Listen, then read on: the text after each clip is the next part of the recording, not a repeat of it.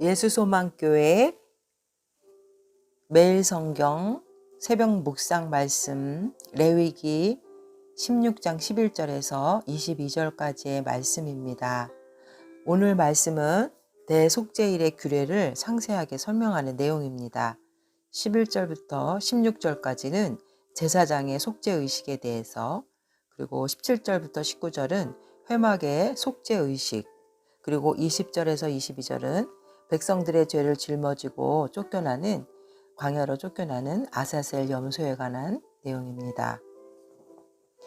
11절 아론은 자기를 위한 속죄제의 수송아지를 들이대 자기와 집안을 위하여 속죄하고 자기를 위한 그 속죄제 수송아지를 잡고 향로를 가져다가 여호와 앞 제단 위에서 피운 불을 그것에 채우고 또 곱게 간 향기로운 향을 두 손에 채워 가지고 휘장 안에 들어가서 여호와 앞에서 분향하여 향연으로 증거궤 위 속죄소를 가리게 할지니 그리하면 그가 죽지 아니할 것이며 그는 또 수송아지의 피를 가져다가 손가락으로 속죄소 동쪽에 뿌리고 또 손가락으로 그 피를 속죄소 앞에 7번 뿌릴 것이며 또 백성을 위한 속죄제 염소를 잡아 그 피를 가지고 휘장 안에 들어가서 그 수송아지 피로 행함같이 그 피로 행하여 속죄소 위와 속죄소 앞에 뿌릴지니 곧 이스라엘 자손의 부정과 그들이 범한 모든 죄로 말미암아 지성소를 위하여 속죄하고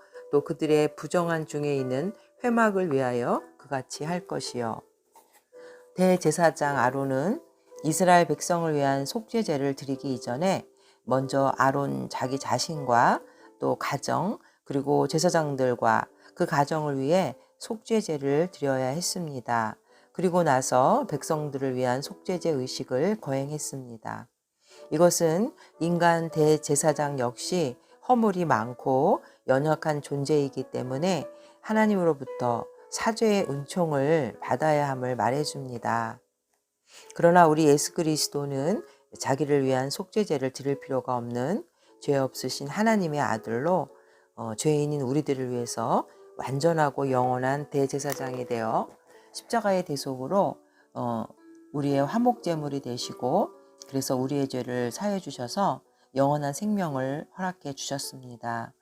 그리고 인간 대제사장은 죽어야 했지만 예수님은 지금도 살아계셔서 하나님 보좌 우편에서 우리를 위해 중보기도 하고 계시는 분입니다.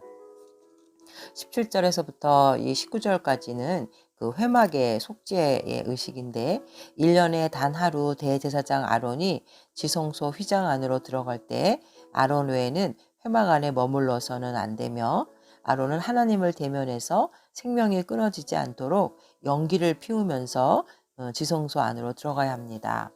17절에 그가 지성소에 속죄하러 들어가서 자기와 그의 지방과 이스라엘 온 회중을 위하여 속죄하고 나오기까지는 누구든지 회막에 있지 못할 것이며 그는 여호와 앞 제단으로 나와서 그것을 위하여 속죄할지니 곧 그 수송아지의 피와 염소의 피를 가져다가 제단 귀퉁이 뿔들에 바르고 또 손가락으로 그 피를 그 위에 7번 뿌려 이스라엘 자손의 부정에서 제단을 성결하게 할 것이요. 이처럼 향연을 피우는 이유는 죄인은 거룩하신 하나님을 바로 볼 수 없기에 구속의 은총에 우리는 의지해야 하고 거룩한 하나님 앞에 죄인인 인간은 그 예수님의 그 십자가 구속의 은혜 때문에 하나님 앞에 나아갈 수 있게 되었다는 것을 말해주고 있습니다. 그리고 13절에 보면은 여호와 앞에서 분향하여 향연으로 증거궤 위 속죄를 가리게 할지니 이처럼 향연으로 가리는 그 행위도 예수님 대속의 보혈의 공로로 우리의 죄가 사해졌기 때문에 우리는 담대히 하나님의 보좌 앞에 나갈 수 있음을 예표하는 것입니다. 아론은 지성소와 성소를 정결하게 한 후에 회막 밖으로 나와서 제사장의 속죄제 피와 또 백성의 속죄제 피로 앞들에 있는 번제단을 정화해야 합니다.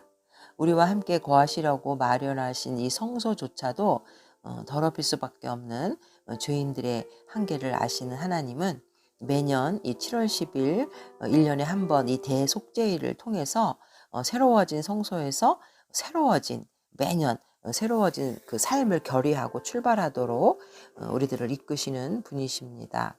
우리에게 다시 한번 기회를 주시고 시작하게 하시는 이 하나님의 은혜는 결국 예수님의 단 한 번의 영원한 그 유효한 제사 히브리서 10장 12절에 오직 그리스도는 죄를 위하여 한 영원한 제사를 드리시고 하나님 우편에 앉으사 이것과 그리고 우리가 히브리서 10장 19절에 지성소에 들어갈 담력을 얻게 하는 그 피를 통해서 우리에게 이 은혜를 온전히 주어졌습니다.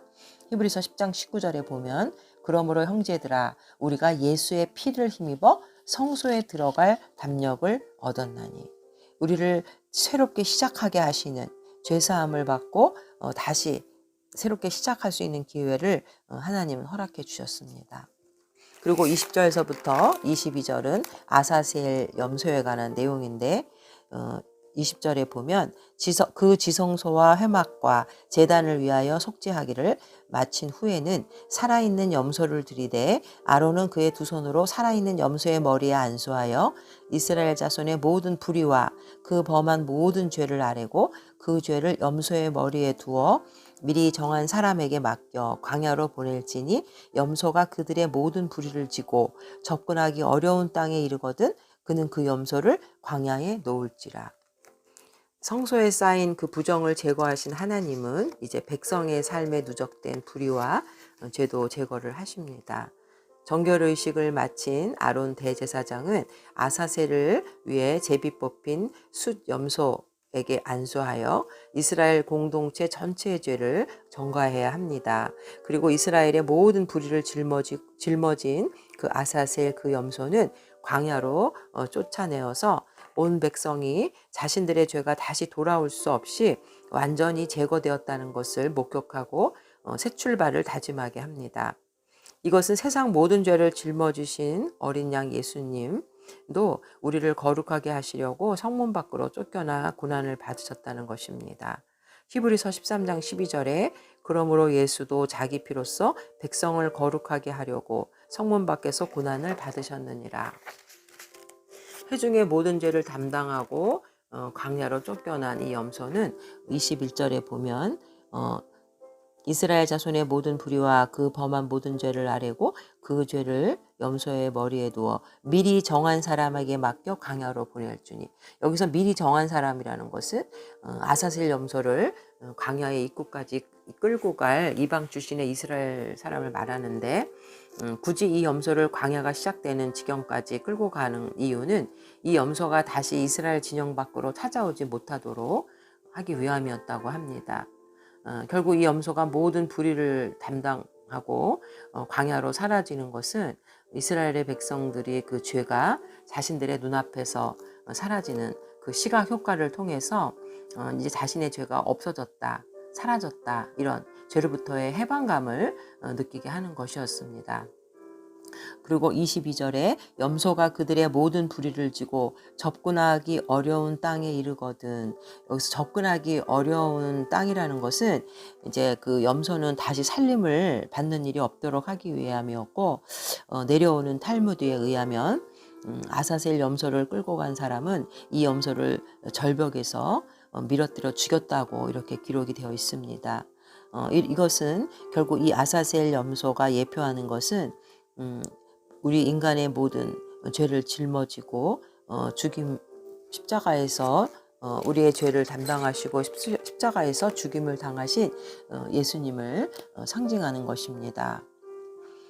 우리가 로마서 8장 34절에도 보면 누가 정죄하리요 죽으실 뿐 아니라 다시 살아나신 이는 그리스도 예수시니 그는 하나님 우편에 계신 자요 우리를 위하여 간구하시는 자신이라.